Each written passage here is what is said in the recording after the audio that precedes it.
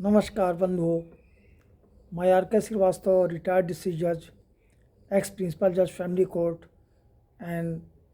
Farmer Lokpal insurance government of India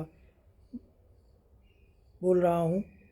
आपका मेरे channel are के लीगल केयर समस्या से समाधान तक में स्वागत है। आज मैं आपको समाज में जो मैट्रिमोनियल डिस्कॉर्ड्स चल रहे हैं, आपसी डिस्प्यूट्स मैट्रिमोनियल हो रहा है, जिसमें सामंजस्य की कमी है, आप कह सकते हैं सामंजस्य की कमी है, भावनाओं का दुराव है, आपसी विश्वास की कमी है, जिसके कारण मैट्रिमोनियल डिस्कार्ड हो रहे हैं, जिसमें पति पत्नी न्यायालय का चक्कर लगाना शुरू कर देते हैं। मगर उसमें सबसे ज़्यादा उन बच्चों के प्रॉब्लम उठता है जो बच्चे उस डेडलॉक से हैं। बच्चे उनका कस्टडी मैटर जो है जो काफ़ी दिक्कतमय होता है, उन बच्चों के मानसिक विकास के लिए, शारीरिक विकास के लिए दिक्कत होता है, जिसके कस्टडी के लिए दंपति, माता या पिता या अन्य कोई भी कस्टडी के लिए प्रेयर कर सकता है। उसका बच्चों के कस्टडी के लिए आपका जो लीगल राइट्स हैं वो आपके Hindu marriage guardianship and adoption act में भी है और गार्जियन एंड वार्ड्स एक्ट 1889 में भी निहित है, जिसके तहत आप अपने बच्चे का कस्टडी दाखिल कर सकते हैं। लेकिन अब दिन पर दिन उसमें सुप्रीम कोर्ट जो है और संवेदनशील होता जा रहा है और वो उसने अभी हाल में कहा है पूनम बाधवा और अनिल बाधवा के केस में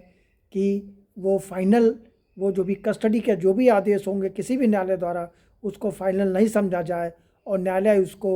बच्चे के इंटरेस्ट के को देखते हुए कभी भी उसको रिवर्स कर सकती है प्रेयर करने पर। तो मैं आपको बताना चाहूँगा कि अब ऑनरेबल सुप्रीम कोर्ट ने फाइनेंशियल पोजीशन या और कोई एजम्पशन को दरकिनार करते हुए बच्चे के इंटरेस्ट को सर्वोपरि पैरामाउंट कंसिडरेशन किया है, जिसमें बच्चे का physical, educational and financial well being शामिल हो। तो अब आपका अभी केस में एक और डिसाइड किया है कि अब पेरेंट्स के आपसी जो एलिनेशन दूरियां पैदा होती हैं वो बच्चे के लिए मेंटल क्रूरल्टी कारित करती हैं, जिसके लिए अब आप एक पेरेंट्स जो है ये क्लेम नहीं कर सकता है कि वो वर्क फ्रॉम होम कर रहा है तो बेटर कस्टडी दे सकता है, बशर्ते कि जो पेरेंट बाहर काम कर रहे हैं। इसलिए अभी सुप्रीम कोर्ट ने कहा है कि नहीं, जो बच्चे का इंटरेस्ट जिसमें इंटरेस्ट उसका सर्वोपरि हो, उस इंटरेस्ट को मद्देनज़र रखा जाए,